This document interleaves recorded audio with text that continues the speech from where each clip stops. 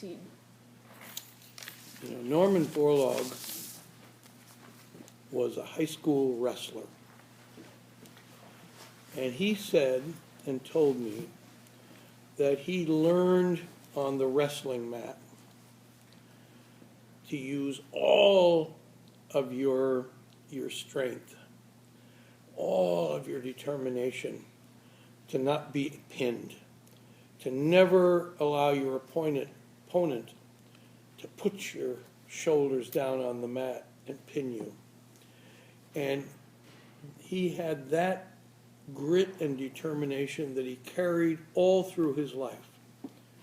And he said, if you were to think of who are the 3 or 4 individuals most influenced him, one of those for sure would be Dave Bartlema, who was his coach in Cresco in high school in wrestling. And time and again, he would tell me how that lesson was deeply inculcated in him. And he took it with him to Mexico. So here he is, in the most remote parts of very poor, poverty-stricken Mexico in the 1940s and 50s. He would describe working with these poor farmers who had no equipment. Sometimes you had to pull the plow yourself. You would hook the plow up and pull it. And yet, and there he kept trying and trying to develop this new miracle wheat. And agricultural scientists try to develop a new improved variety of a crop, try to marry one variety with another. So you try to get some wheat from Kansas and wheat from Mexico, and by crossbreeding them, getting them one plant to fertilize the other, you develop a new version of the plant. And will that new version have all of the best traits? And you keep doing that, trying to find that incredible new variety that will do all the things that you want. I don't know if Charlotte told you when you were in the Borlaug ballroom, but in, you know, the big portrait of Dr. Borlaug, on the frame, there, she tell you about the special engraving about the asterisks? The asterisks Yes. and the wheat. Yes, so he evaluated each of these new varieties that he was producing, whether they got 3 asterisks, which means it was the very best, or just 2, or 1, or none. And you see him there writing in his book. And that's what he's doing. He's evaluating the plants. So he keeps trying and trying. And eventually in Mexico, he gets to the point where he's produced big plants. And they're full of grain. But what happens is they're so top heavy, they fall over, which is called lodging. I always thought lodging was staying at a motel overnight, but lodging also means that the plants fall over. So did you hear the story about Norin 10? You know that? So he's got this, he's worked and worked and worked, never giving up, never giving up. But he's to that point where he just can't seem to make it work. And then he hears from a scientist at Washington State University named Vogel, and who's also a wheat scientist like Borlaug. And Vogel says, I've got some new seeds, only got a few, from Japan. And these seeds were gathered by U.S. military officers who were in the U.S. Army at the end of World War II. And the U.S. Army was occupying Japan, which had surrendered in the war. And to get Japanese agriculture going again, General MacArthur, the commander, sent these officers, said, go around Japan and try to encourage the Japanese to grow more food, get their agriculture going again. So they're going around doing that, and they show up at a place called Iwate Prefecture.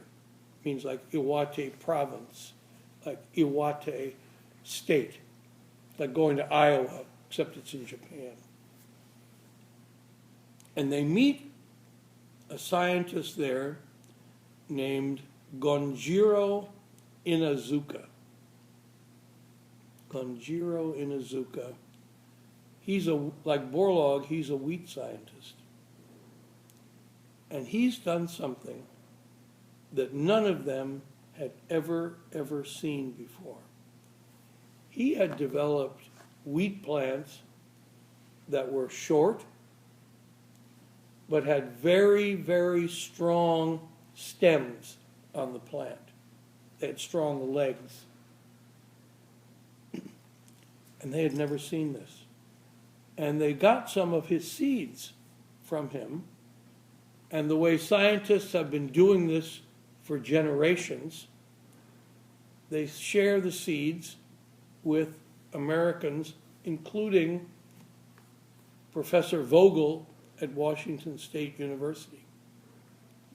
And he sends some of those seeds to Norman Borlaug.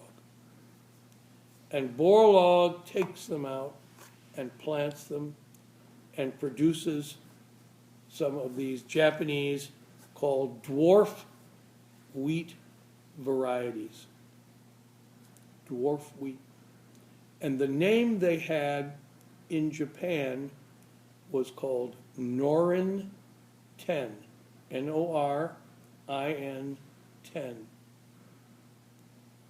he takes the Norin 10 plants and introduces them to his Mexican big tall plants with all this grain that have fallen over.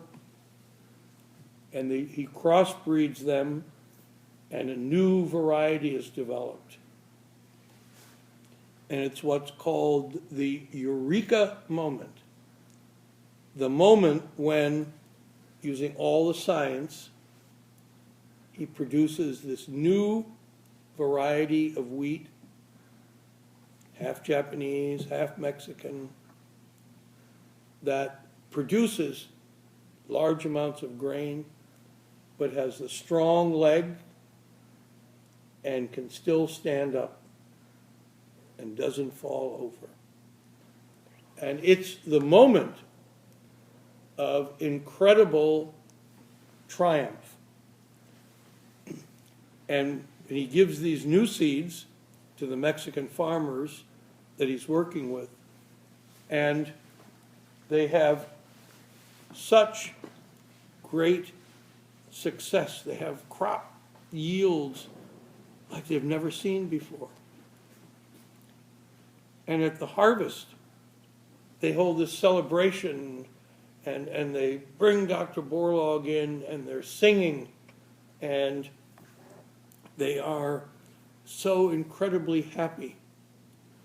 It's that moment of triumph, first moment of triumph, all the determination. He never let those plants that wouldn't stand up pin him. He never gave up. He wouldn't give up. And it went from what he thought was tragedy, 2 decades of working and not solving the problem, to triumph. And that triumph then leads to the triumph in India and Pakistan and to all sorts of other countries across the Middle East and in South Asia. And it's the start of what's called the Green Revolution. And there are green revolutions in rice, just as there are in wheat. New high-yielding varieties of these crops are produced.